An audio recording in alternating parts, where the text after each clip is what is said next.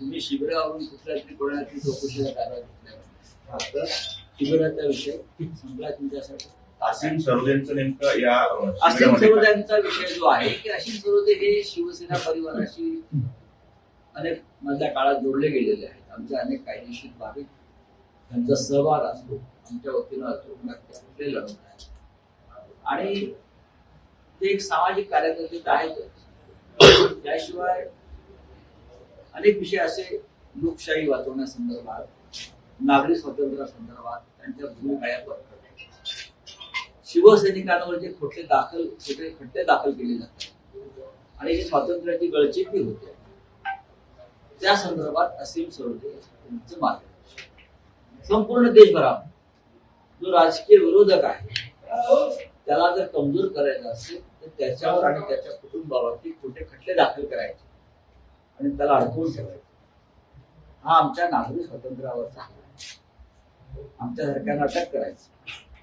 तर काल आपण पाहिलं असेल की राहुल गांधी यांनी गुजरातच्या काँग्रेसच्या अधिवेशनामध्ये नरेंद्र मोदी यांच्यावरती जोरदार हल्ला केला आणि ते दिल्लीत पोहोचले नाहीत तोपर्यंत नॅशनल हेराल्ड ची संपत्ती जप्त करण्याची नोटीस. नॅशनल हेराल्ड हा गांधी परिवाराशी संबंधित वृत्तपत्राची संबंध.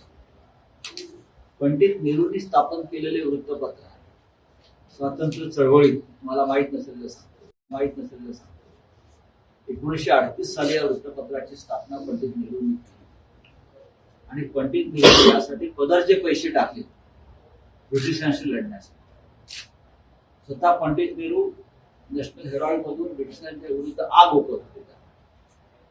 ते वृत्तपत्र काही काळानं बंद पडलं आणि गांधी परिवारानं त्याच्यामध्ये नव्यानं काही आर्थिक उभारणी करून ते सुरू केले. पण मनी लॉन्ड्रिंगच्या माध्यमातून पैसे आले असं दाखवून हे वृत्तपत्र त्यांनी ताब्यात घेतलं. मला आश्चर्य वाटतं की एका बाजूला तुम्ही दाऊद इब्राहिमची संपत्ती मुक्त करा, एका बाजूला हे सरकार मोदींचं दाऊद इब्राहिमची संपत्तीला क्लीन चिट देत आहे. प्रफुल्ल पटेल आज जे भारतीय जनता पक्षाबरोबर गेलेले आहेत, शरद पवार एकेकाळचे राईट हँड मॅन,